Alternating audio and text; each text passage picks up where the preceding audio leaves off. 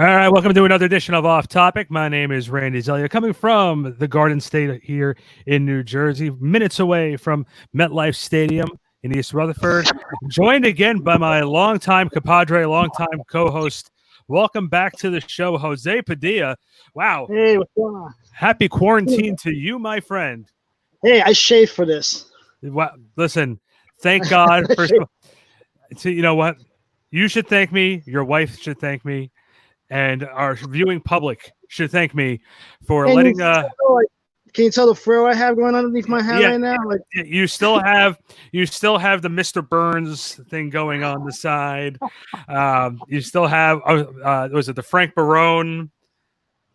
I'm calling it the Bartolo Cologne. Like, you know.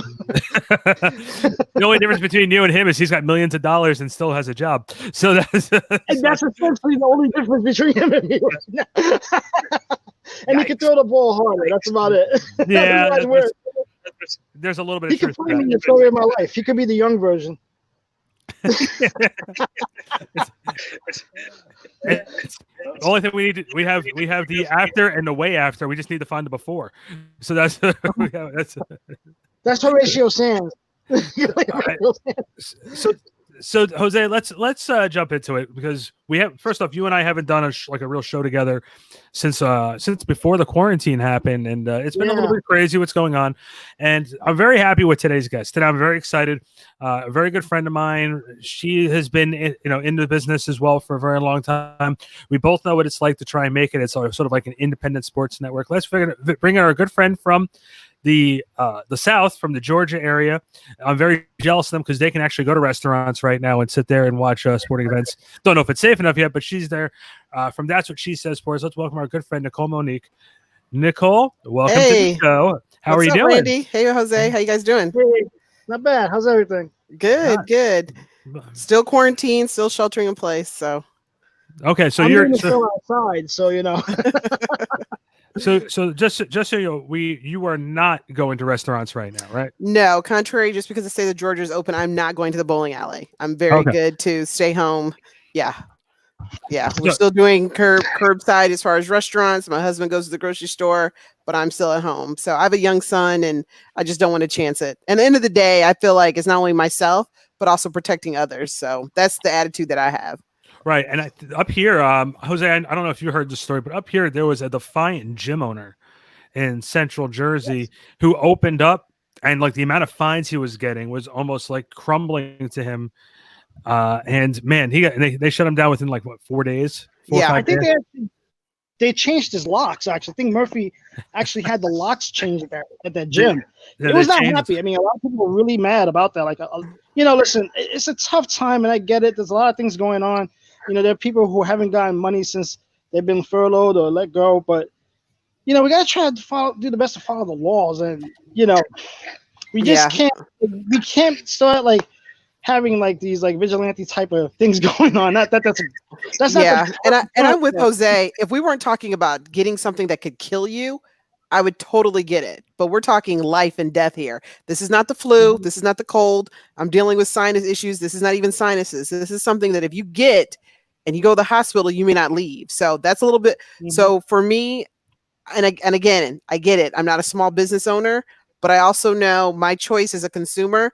I'm not going to go out anywhere because I don't want to get sick. And if I do go out, I'm definitely going to wear a mask. It's tripping me out, the people who are fighting whole, I don't want to wear a mask thing. It's it's not that deep at the end of the day. I mean, but again, that's my take on it. So I'm just going to stay home so I don't have to fight folks. And listen, if Patrick Ewing says stay home because Patrick Ewing is recovering from it, y'all should listen. Everybody should listen if Patrick Ewing is saying it.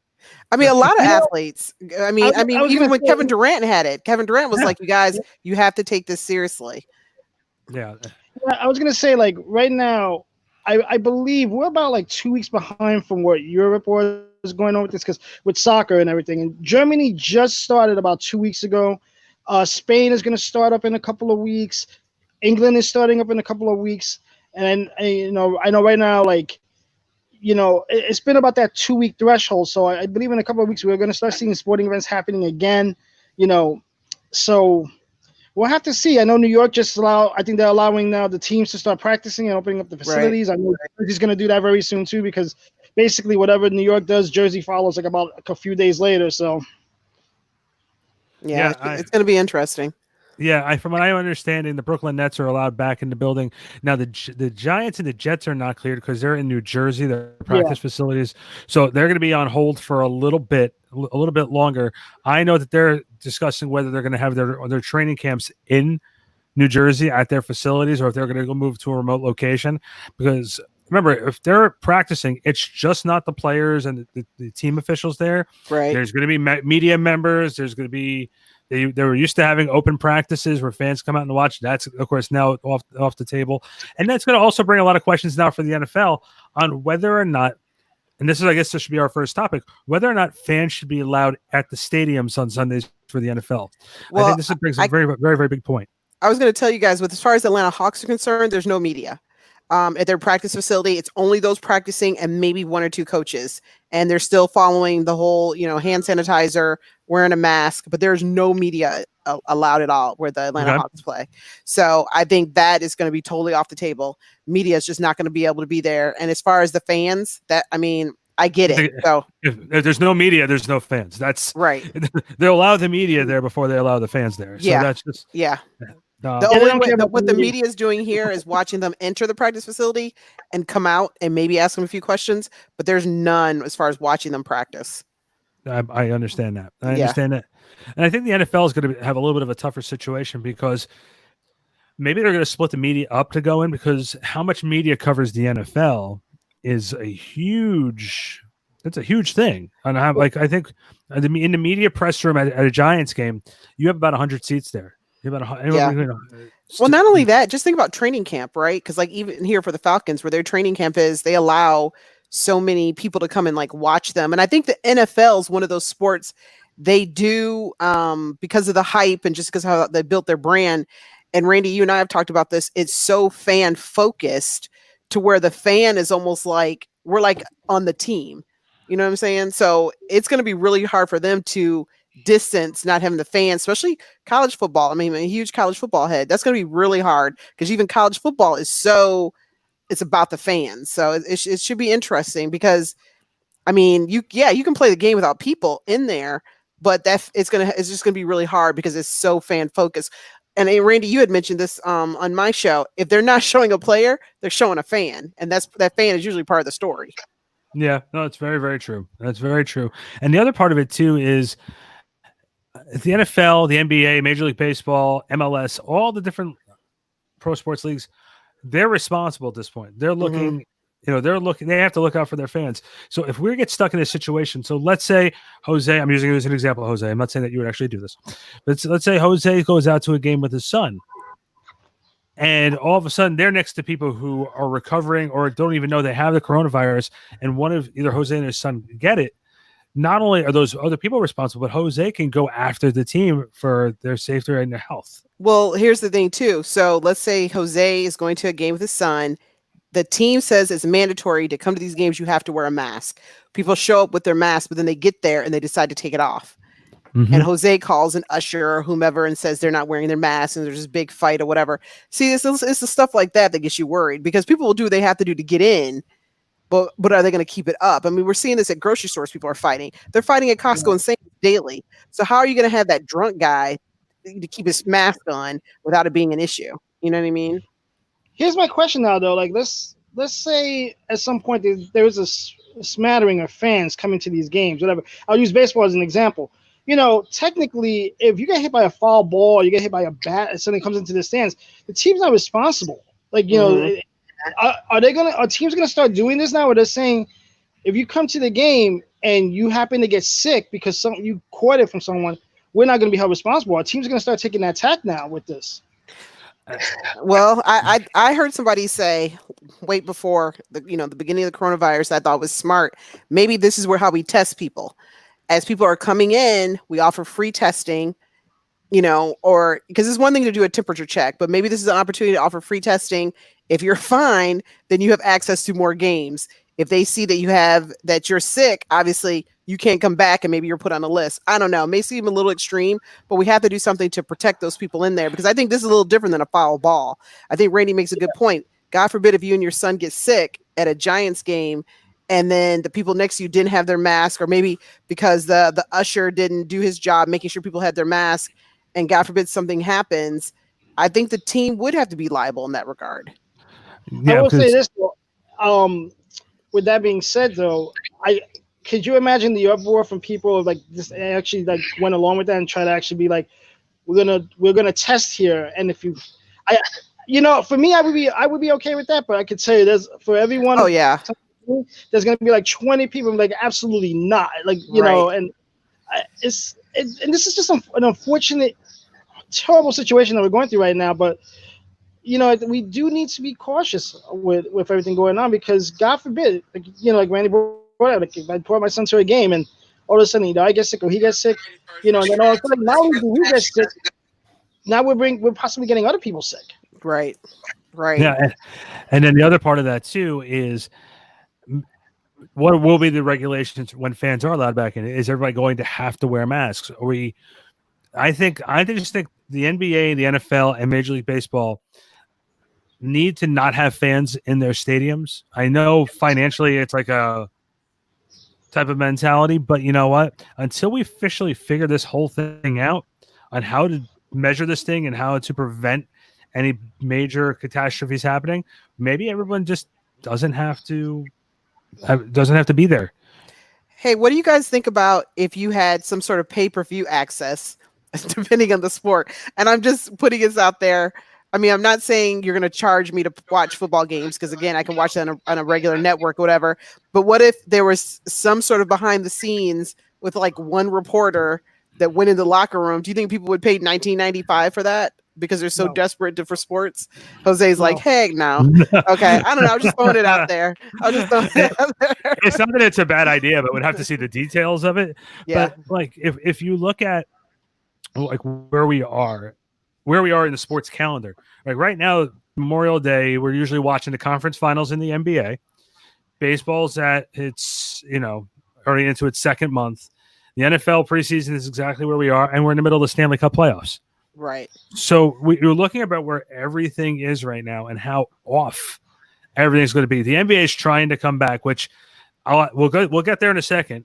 The NHL is trying to come back, and they're negotiating their comeback right now. And Major League Baseball is fighting about pay again. Yeah. And, the NFL has time, and I think they will have a season. The big debate's going to be whether they're going to have media and stadium fans in the stadium. So let's go sport by sport here. Let's start with the NBA. The NBA is negotiating to try and come back, and they want to try and do it from two remote locations, one in Vegas and one at Disney Disney World in Orlando. Let's start. We'll start with Nicole, then go to Jose. Do we think that this is a good idea? Okay, so my issue with the remote locations is, again, we're talking about housing, close quarters, and is there enough housing? And then the media is going to want some sort of access. I understand the control factor, that we're trying to control it. I'm just worried about the fact that we're still close quarters. And how are we, you're sweating in practice, you're talking loud, you're spitting. And I don't know, it's still just going to be really hard, because you can't do social distance with basketball. They're banging their bodies up, So, and I don't know if this was international banging bodies. Sorry, guys.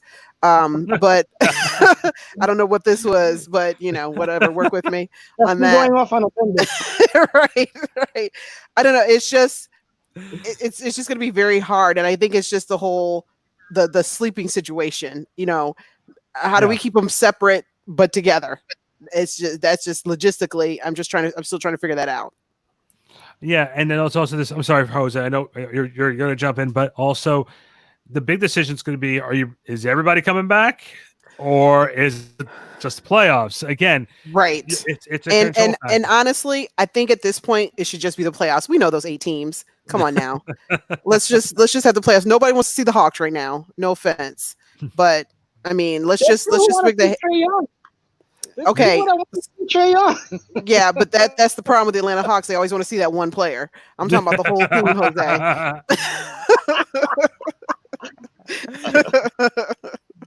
Jose. you go on Twitter, everyone just thinks Trae Young and a bunch of guys all the way. Come on, Yeah, come on down and see Trae Young and the Atlanta Hawks. Yeah, That's well, right. and back before that, they wanted to see Dominique and the Hawks. So, welcome to my world of Atlanta sports.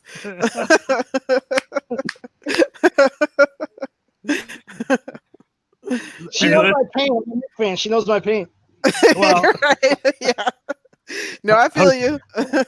Jose is still celebrating Patrick, who was saying, "This is going to be our year. Yeah. This is going to be our year." Yeah, you know your team's not doing well when you go back to the 80s. Man, I miss Dominique. Man, if Dominique Wilkins could only come back. It's funny. I'm gonna bust on Jose just a little bit here because he knows since the Nets left to go to Brooklyn. I've always been very fickle I don't want to say fickle as a Nets fan, but I sort of divorced my fandom to the Nets when they got up and left. But it's true. I did a little stat check. Since 2000, the Knicks have won a total of 2 playoff series and have only been in the playoffs 4 times. Wow. The Nets, on the other hand, have been in the playoffs since 2000 17 times. Wow. It's a very scary stat. Yeah.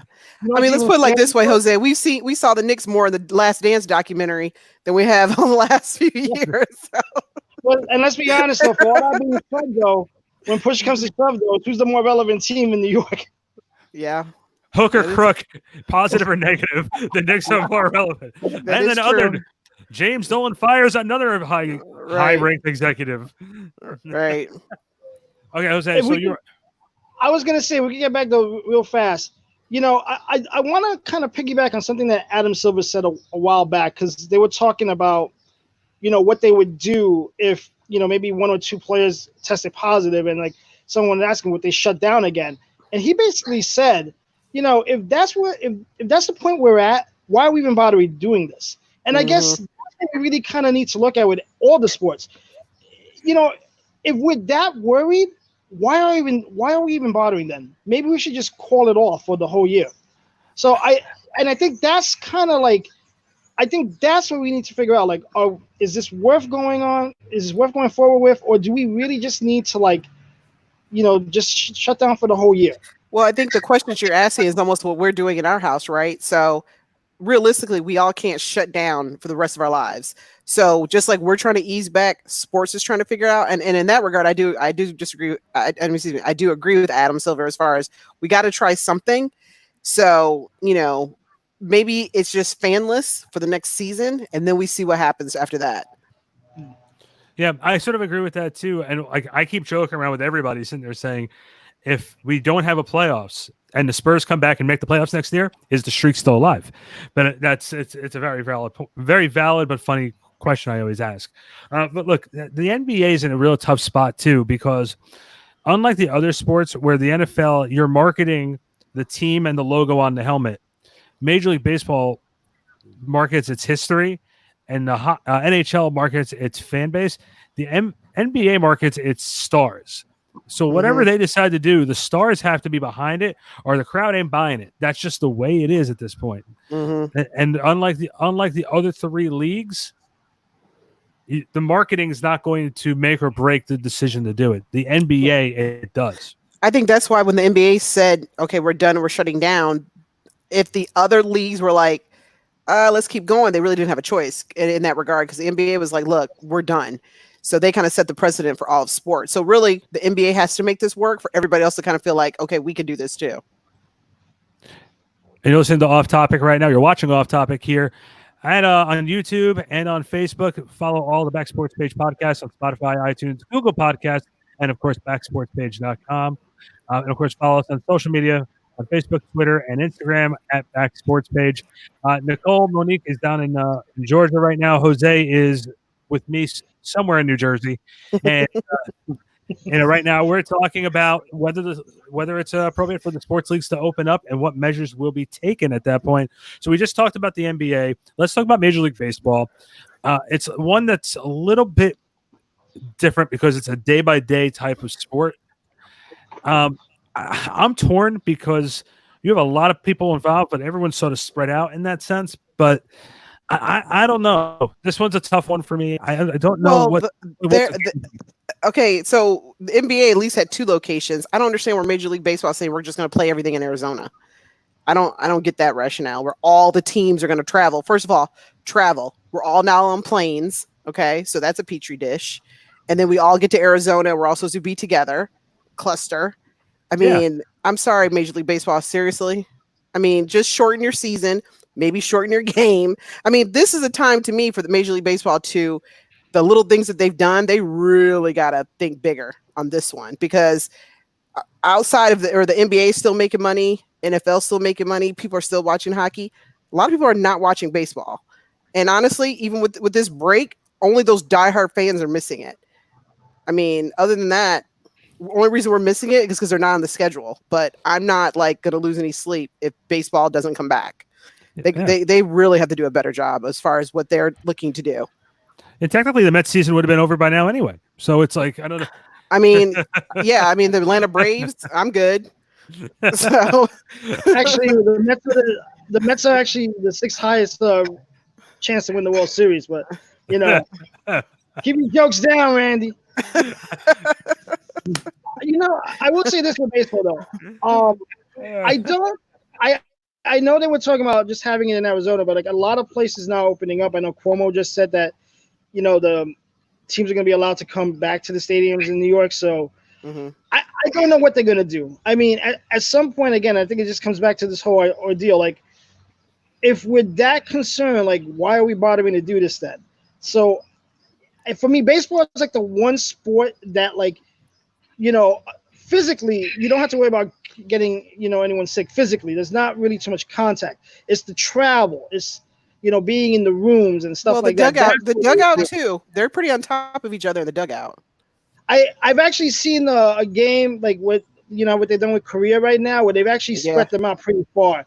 So like I think they got that handled now. Again, like that's in Korea, but I'm pretty sure everyone is seeing what they're doing there to kind of just follow like the example. But they got it set up pretty good in that aspect. So like, again, because Jose, remember they spit their ass off. That's a spitting sport. Well, and you know what's funny? They actually forbid it in Korea now, so none of the players can actually spit, which is weird. Yeah, they don't let them spit. They actually like they forbid every guy over there from spitting, which I think is like insane because that's a game in itself we should watch on ESPN. Try to watch players not spit. All right. Just a show of hands, who when they woke up this morning thought we're gonna be sitting here talking about spitting? All the time. What are you talking about? This is how desperate we are for sports. We have to talk about something. Listen, I see people bet on like ping pong in Russia right now over on one of those betting apps. So I mean, it's gonna happen. No, my favorite thing. Have you guys seen it online where people are betting their neighborhoods what color car is gonna come drive through next? Yes. I'm like, okay, yeah, we've sunk to a whole new low. I bet you it's gonna be a black car, and then it's red. Oh man, you really? And then there's those neighborhoods right now where everyone's in quarantine anyway, so the cars are like 3 hours apart. So that's it. Yeah, it's coming. I swear it's coming. Right. The money's underneath the table. The money's underneath the table. We're waiting. Yeah, but Jose, I think you raise a good point. At the end of the day, we got to try something. I mean, we can't sit back. We can't sit out until 2022 or 2023. We got to at least try it. I mean, even for me, you know, there's going to come a time where I'm going to have to go back to the grocery store. So either follow the precautions and really that's all the commissioners can do, right? They're not going to wear masks to NBA. The NBA players are not going to wear masks. No. So we just practice as far as, you know, maybe fewer games or like you said, maybe just go to the playoffs. And, you know, I mean, at the end of the day, we all have to try it. Now, I will say the one sport that's going to be very interesting is the NFL and also college football, because it's definitely more players. They're definitely more on top of each other. I mean, they can't huddle. I mean, they can't all climb. How are you going to tackle and practice social distancing? Well, we have, like I said, so soccer's been back in Germany. Yeah. So like, well, it's not as much. Well, I shouldn't even say as much contact because there's definitely contact.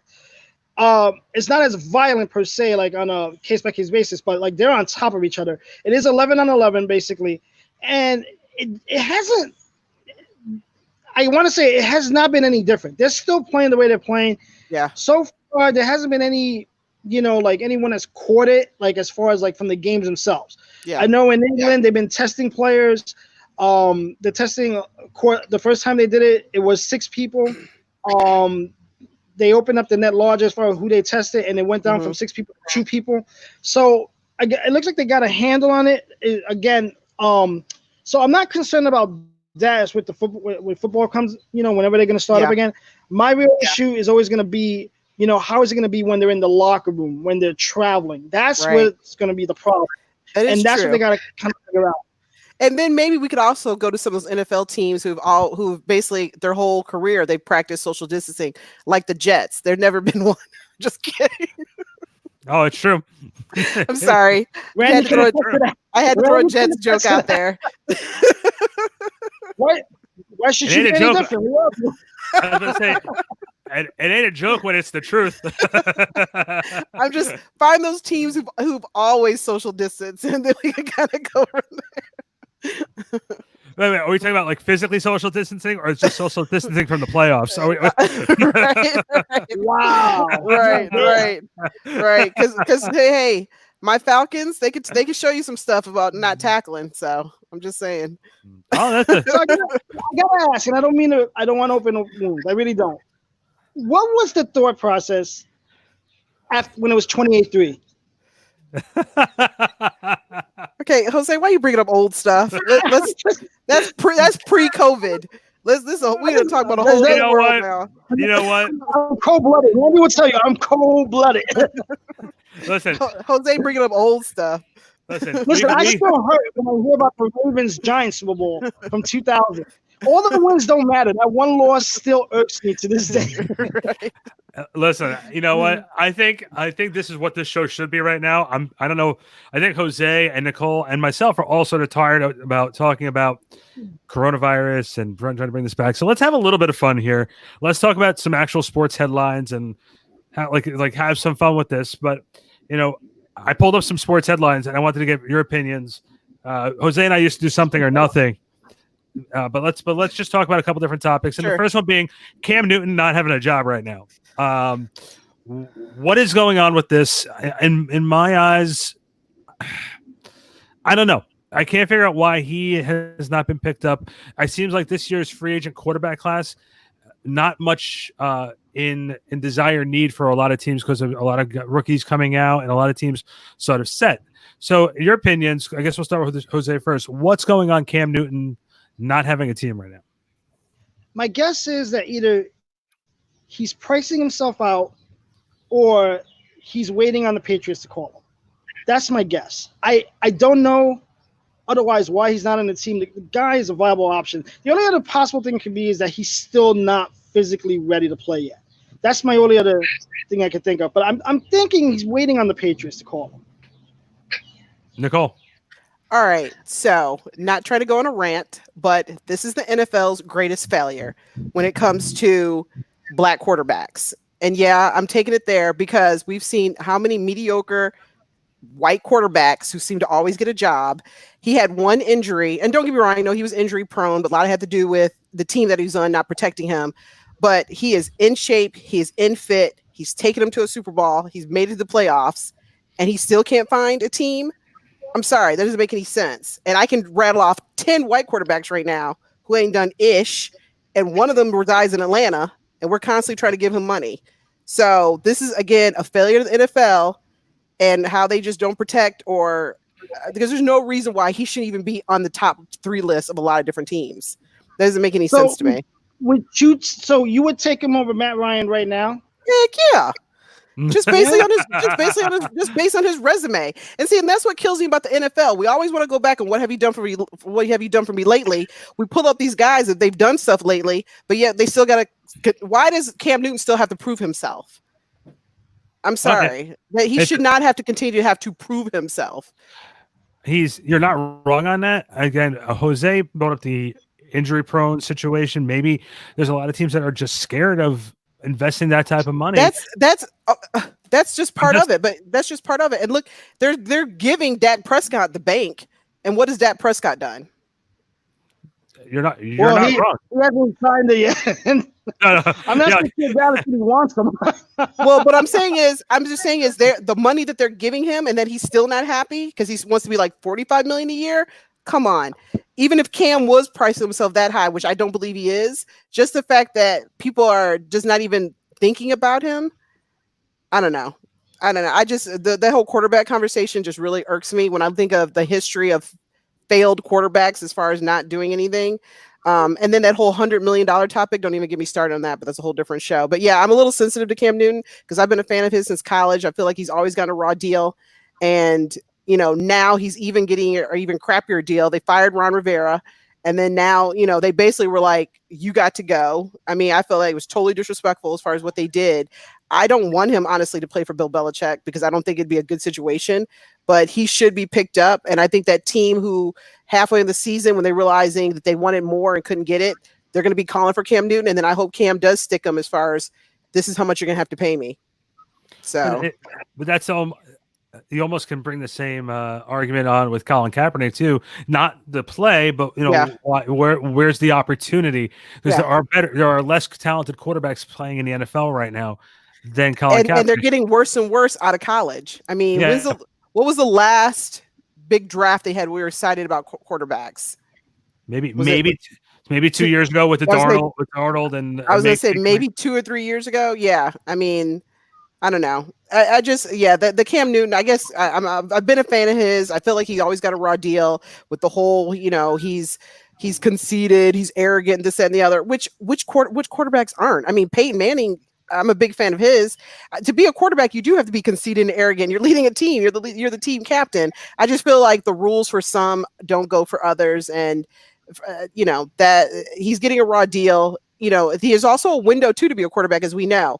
If he doesn't get picked in another couple seasons, that's pretty much a wrap. I mean, quarterback shelf life isn't long either, as you guys know that too.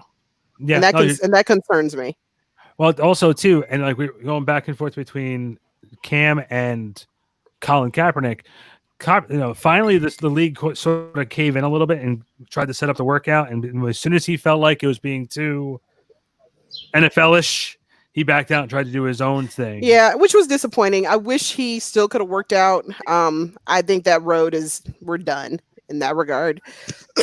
Excuse me. But, Cam has still worked out. I think Cam looks good. I think he's maybe the best shape he's been in, just from what I've seen. I follow his workouts, stuff that he's doing on Instagram. And we all know he has an arm. I mean, even back in the commercial days, just loosening up my arm, So I feel like he still could be a threat. It's just sad when I look at some of the ways that the teams have gone. I mean, come on, folks. Really? Yeah, Tom Brady's good, but do we need 50-year-old Tom Brady in Tampa? Come on. No. That's ridiculous.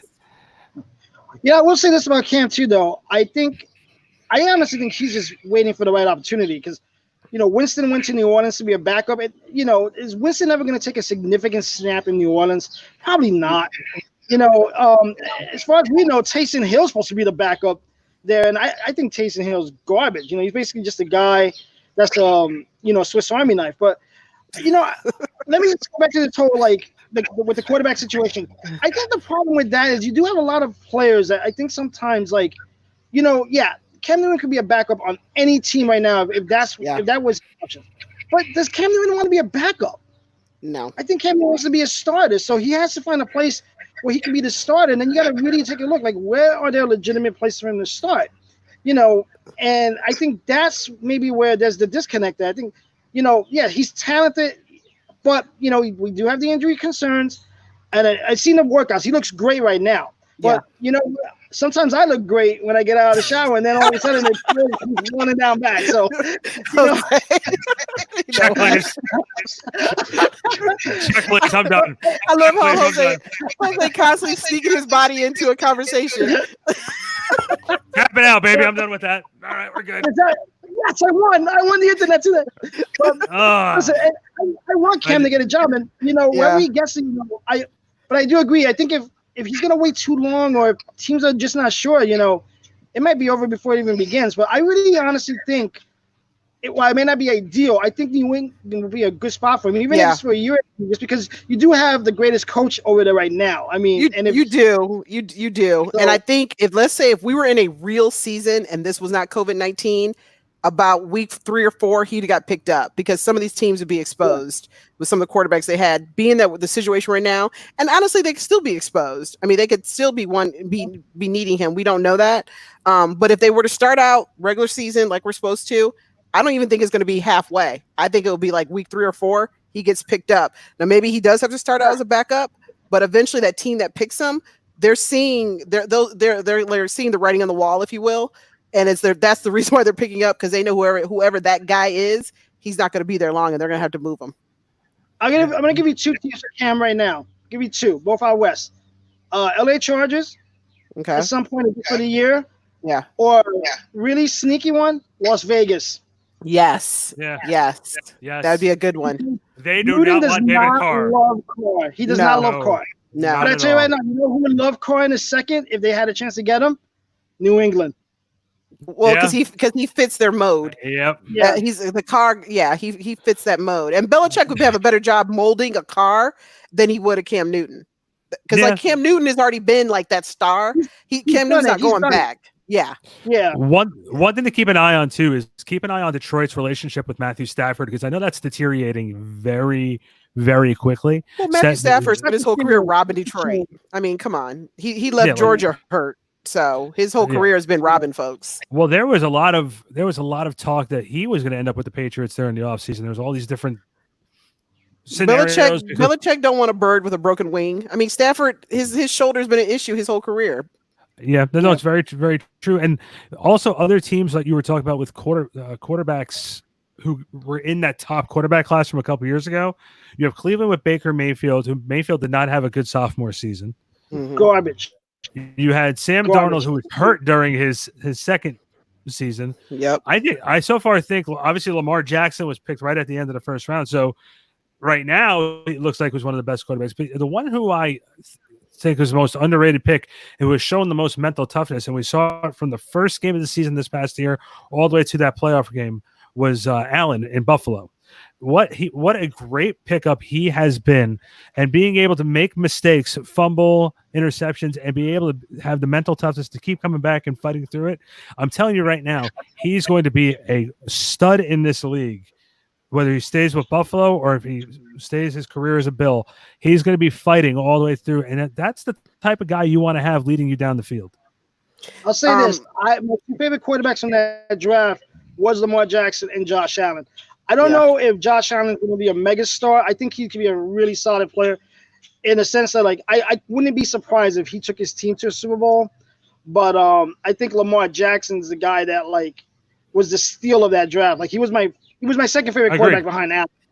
And totally if any way the Giants could have snuck in to try to get him in that late first second, that would have been great. But that would have been a whole change of philosophy.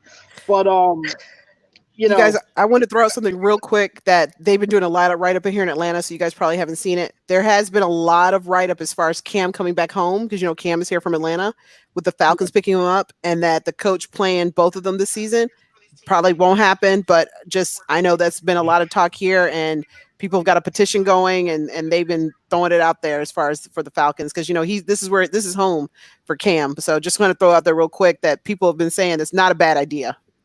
How old is Matt Ryan? How old is he? Yeah, Matt Ryan. Is he 34? I think he's 30. He just had a birthday even.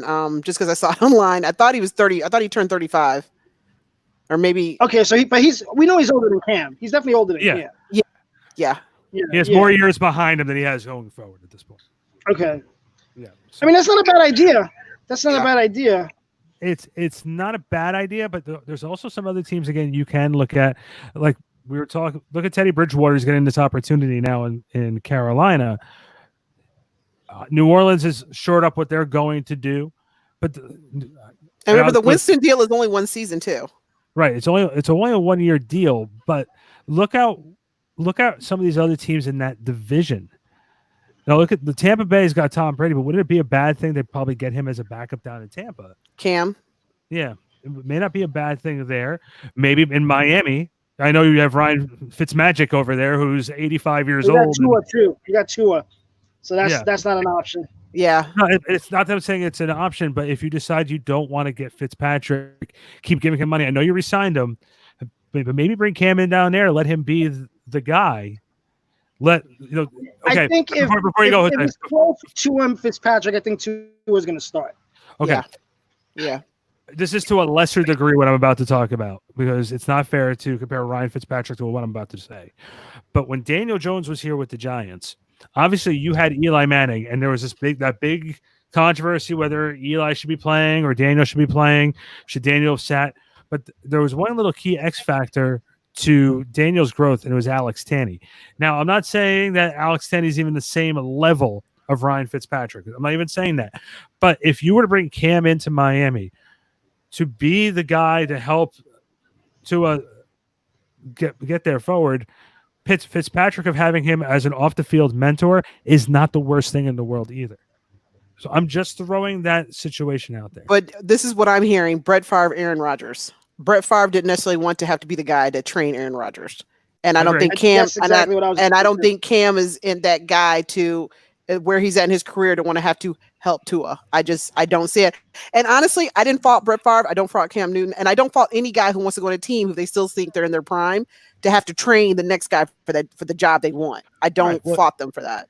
Eli didn't want to train Daniel Jones, but he was a good enough sport to do it. You know what I mean? Like, he was, I think the transition that the Giants made, and Eli just didn't want to go play for another team. And right now, there's no guarantee there would have been a starter's market for him in this year's free agency. If this was maybe a year ago or 2 years ago, and Eli was in that situation, Eli probably could have gotten a job somewhere else. But everybody's pretty much has a plan of what they want to do.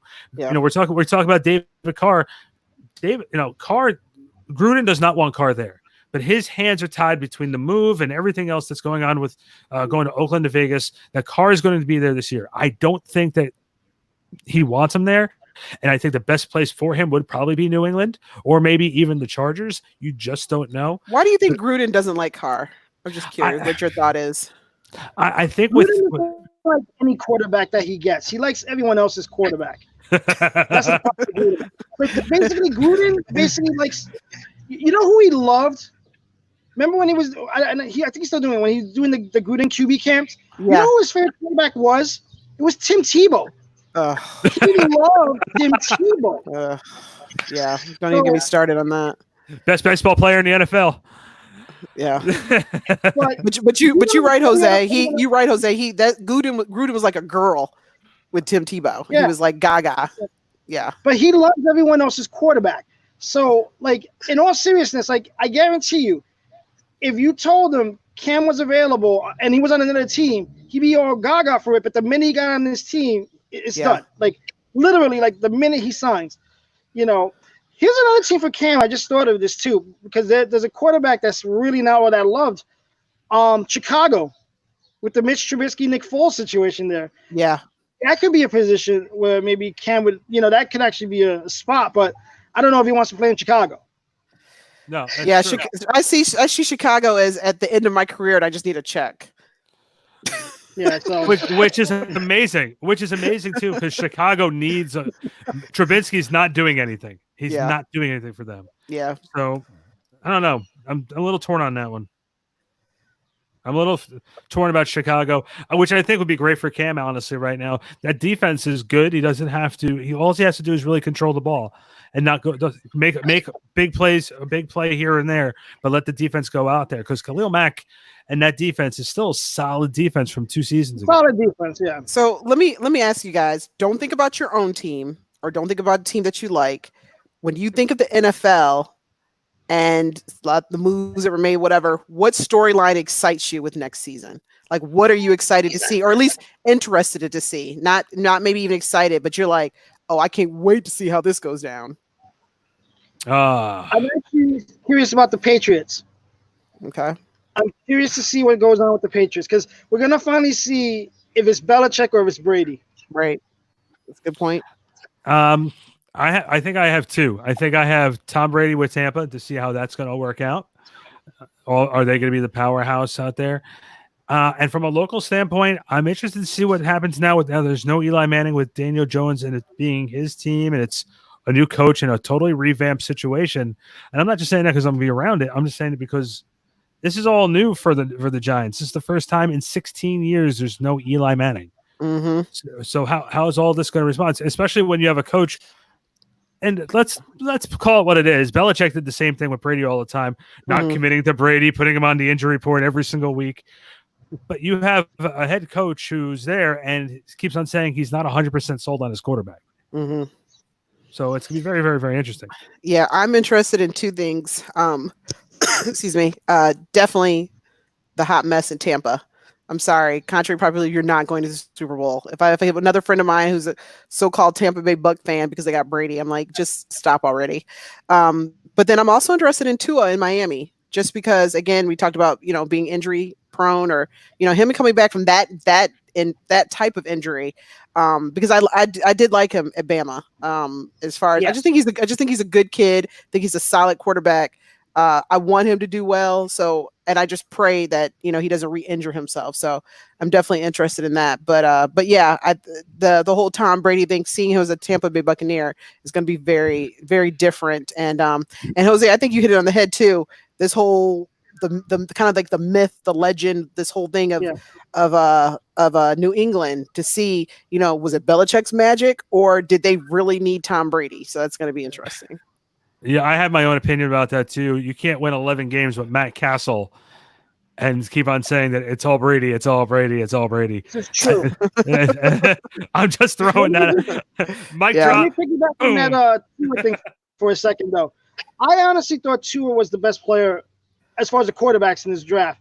And the fact that Joe Burrow basically got picked number 1 off of one, albeit spectacular year, speaks more to like how desperate we are to try to find quarterbacks in the NFL.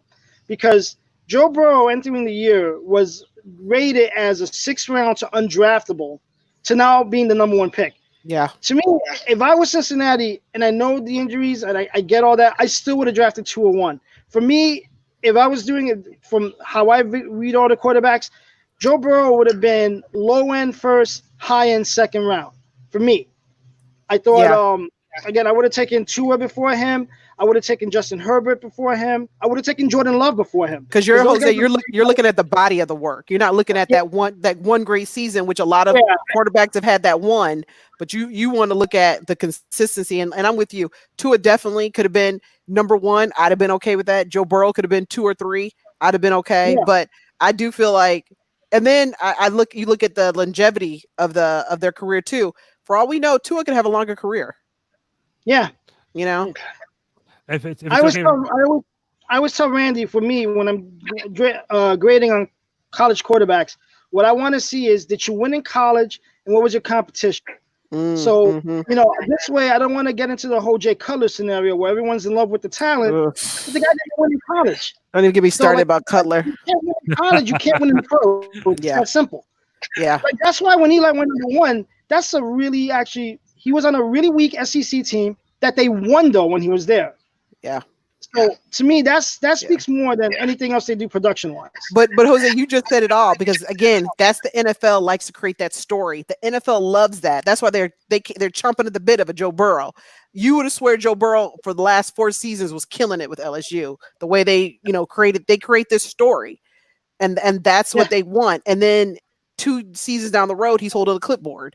Some of the greatest quarterbacks who had the best college story ended up retiring early, and now we see him on ESPN or CBS or NBC. So, Yeah. I mean, I think the last 3 Alabama quarterbacks. Yeah. Just want to make a quick correction from before. We talked about the Nets and the Knicks. I just did a quick double check. It was 10 out of the last 19 seasons that the Nets have been in the playoffs. So a good friend of our show, Wayne Rivera, threw that message at me. Says, I don't think that's the right number. I double checked it. It's been 10 out of the last 19 seasons that the Nets have been in the playoffs. I knew it wasn't right. I just let you get your shine. What? I knew it wasn't right. I just wanted you to get your shine on. Me and Jose looked at each other. We're like, he ain't right, but whatever. We'll just keep it moving. That's how irrelevant the Nets are. So shine on, you crazy diamond. I'll be over here if you need me. Me and Jose got this. Me and Jose are good. Thanks. Have fun with the show. I'll see everybody next week. We're good. I'll see everybody next week. All right, cool. And it's funny. It's funny. Going back to the NFL topic too. It's funny when you talk about the transition from college to the pros, and a lot of the times you just don't see it.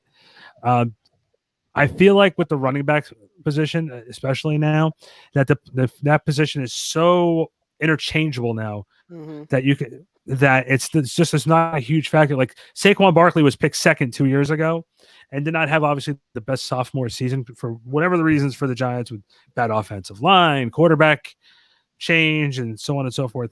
His injury.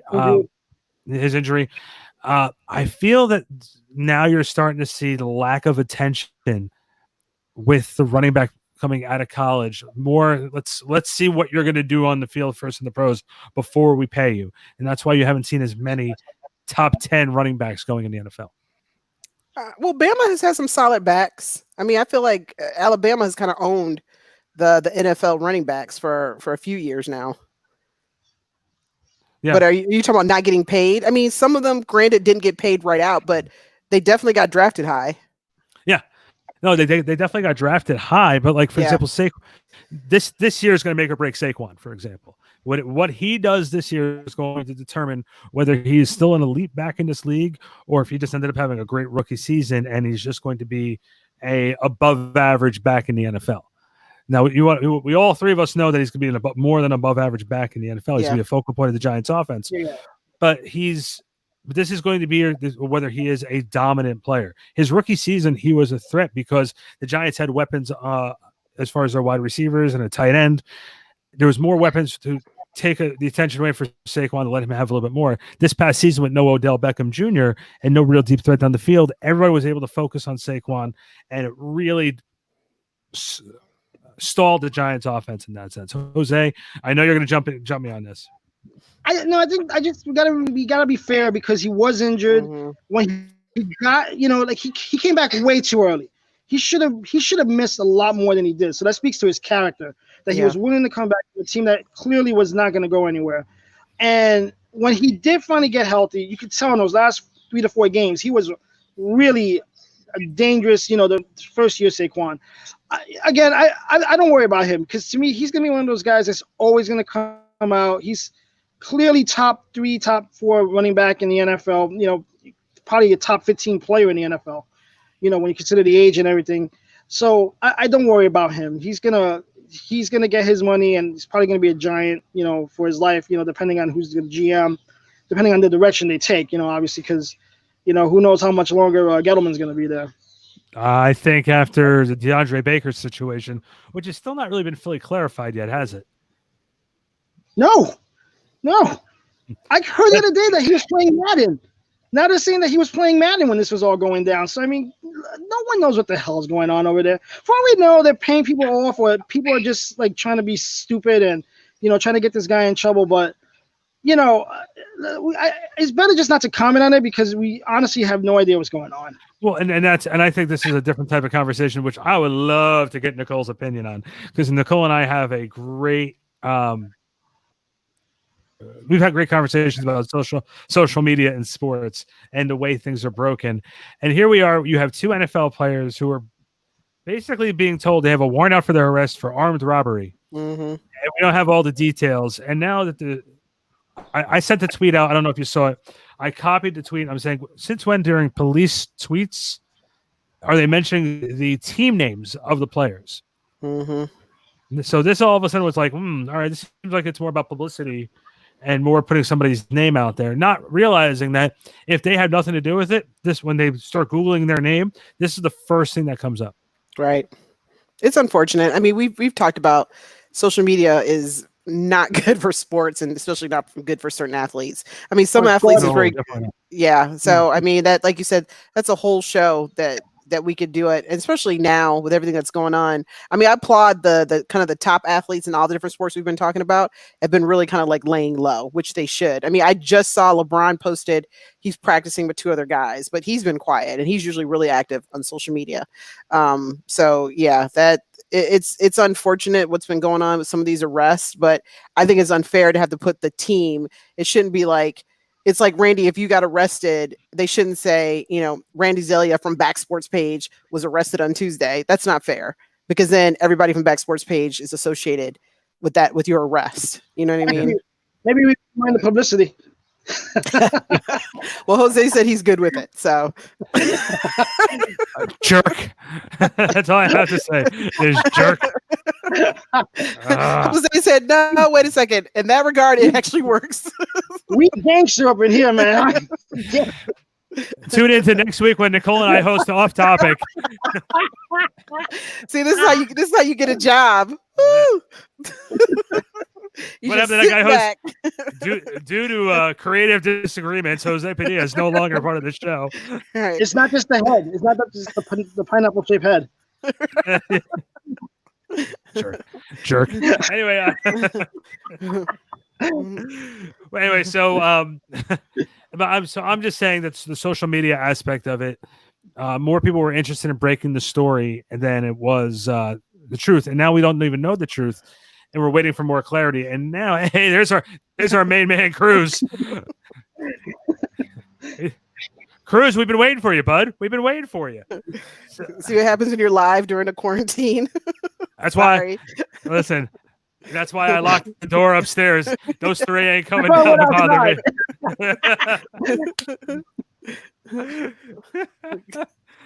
I locked the door. They ain't coming down here to bother me right now. But as we are winding down here, let's get some final thoughts. For me, I've been watching through this quarantine. I've been watching a lot of the NBA TV, the Hardwood Classics. It was always fun to watch those Knicks-Pacers series, The Last Dance. That's what we should really quickly jump into, The Last Dance. All right, so The Last Dance. Jose got a lot of... I didn't watch a damn minute of it. What? I went through it. Listen, I lived it. I didn't need to repeat it. I know what happened. I know what happened. Jose, I'm so disappointed. I don't need to see that nonsense, that bull propaganda. I don't need to see it. Propaganda. I love that. I said this before. And I'll say this again. I absolutely loved it, and I lived it too. But I loved it because I think you got to see who the real Michael Jordan was during this whole entire thing. I loved it because two fronts. There wasn't anything else on. And it was nice to relive it.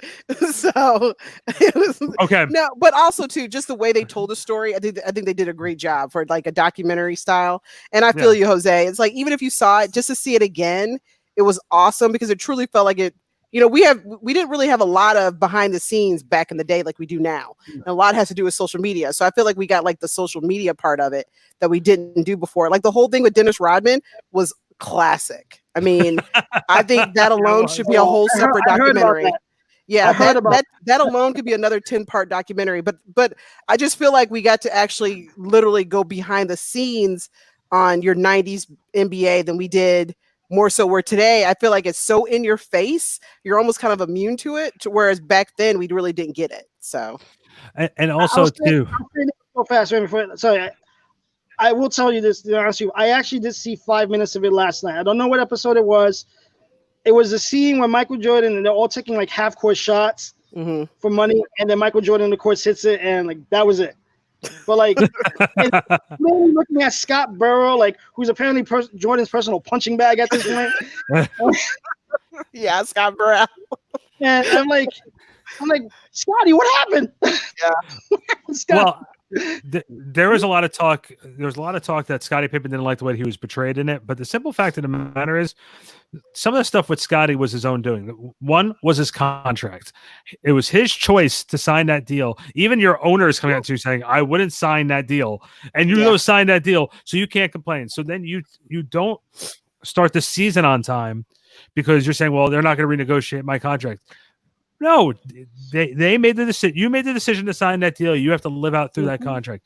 The second thing was during that Bulls series in '94 when it was his team, he made the decision to sit out, and Kukoc ends up hitting the shot. Okay, so that was on Pippen. And then the third thing is, look, at the end of the day, you have to accept your role on the team. Yeah, and when he left the Bulls in '99, and he ended up going to Houston and then Portland and those other places. You knew that he was not the same guy without Michael Jordan. Scott, look, like you said it best there. Everybody had a role. Scotty was not a dog. Michael was the killer. Okay. Yeah. Scotty was the best number 2 you'll ever have in this world. Yes. And that was his role. Kerr, you're the outside. Paxson, you're the outside. BJ, you're Armstrong, Cartwright, you're in the middle. Everybody played a role. Dennis, you're crazy as hell, but I need 22 rebounds. You know what I'm saying? Same thing with Horace. Again, everybody had a role, but some of those guys didn't want to play it. But guess what? You're not MJ. And we saw this with Kobe. You're not Kobe. So play your role, do what you can to win. Yep. And so, you know, when people say it didn't show them right, it's kind of like when reality TV stars say they painted me a certain way. The camera can only do so much. You can only do so much editing. You are who you are. Yeah, exactly. And the other thing too is the comparison with LeBron and Michael. We've all spoke with this many different times. They weren't the same type of player. You can compare LeBron. You can compare LeBron more to a Magic Johnson with the style of play. But here's the difference also too. There are other players that won championships, great players that won championships on LeBron's watch.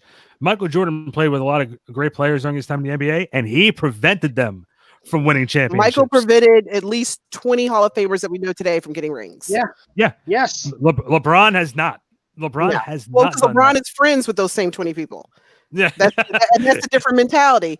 LeBron and, you know, Carmelo and D Wade and all them, they're boys. Michael wasn't trying to be your boy, just like Kobe. Kobe wasn't trying to have any friends. And there's nothing wrong with that. It's like corporate America. I don't have to be your friend. Just respect what I do and what I bring to the table. And that's that instinct. Everybody doesn't have that Kobe, MJ. It's very rare to see that. Now, my husband asked me recently, who's that one player that you could say today kind of has that instinct? Honestly, the only one I could really think of was Westbrook. Westbrook kind of has that killer. I'm not trying to be your friend. I could care less if you don't like me. And I know it is because he drives me nuts. And Kobe used to drive me nuts. So, you know, those are the players that drive you nuts, but you end up respecting them. Yeah, and I also think too with LeBron, LeBron tries to be everybody's friend, and he tried when he came back to Cleveland to have the business as usual thing. Yeah, that if you're going to play with me, you're going to play up to my level. But the problem was, as much success as he brought back to Cleveland, there were also some of the reasons during the finals that they lost too. Yeah, and that's the one thing. Michael showed during this documentary that he was always looking for challenges. Jose, I know you haven't seen it, but there was one that they were talking about back. They were telling a story back from 1993 where every player has his nights. And LeBradford Smith, who was drafted from Washington, was not a good player, but he came into Chicago. They played Chicago and Washington, had a back-to-back doubleheader, one night in Chicago, the next night in Washington. And Michael couldn't hit a shot. LeBradford Smith scored 35.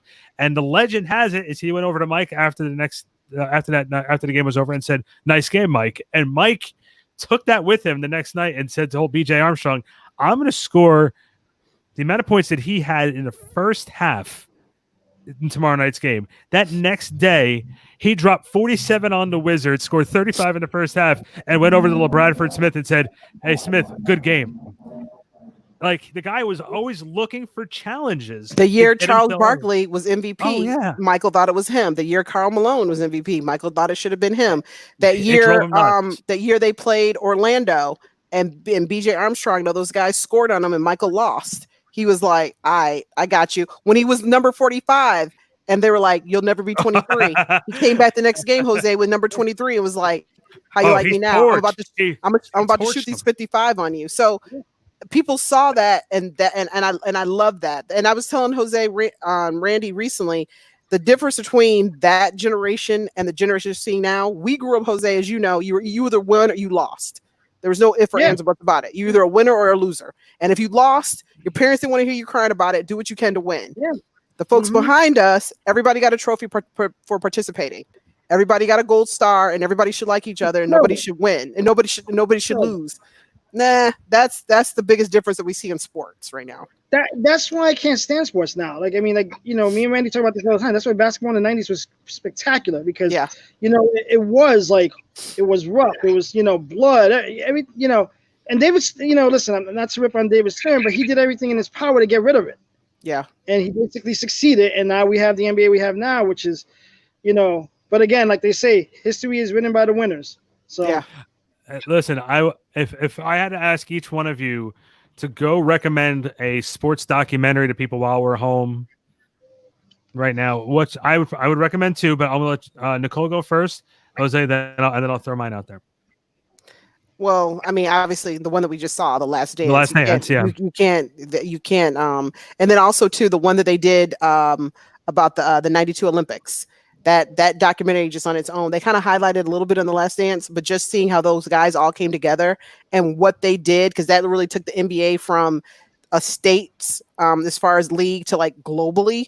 I mean, just to see that documentary and how the only reason we have the NBA today on a global level is a lot has to do with that '92 Olympic team. Definitely would recommend that. The one I really enjoy is the U. Oh yeah, God, that's a good one. That was fantastic.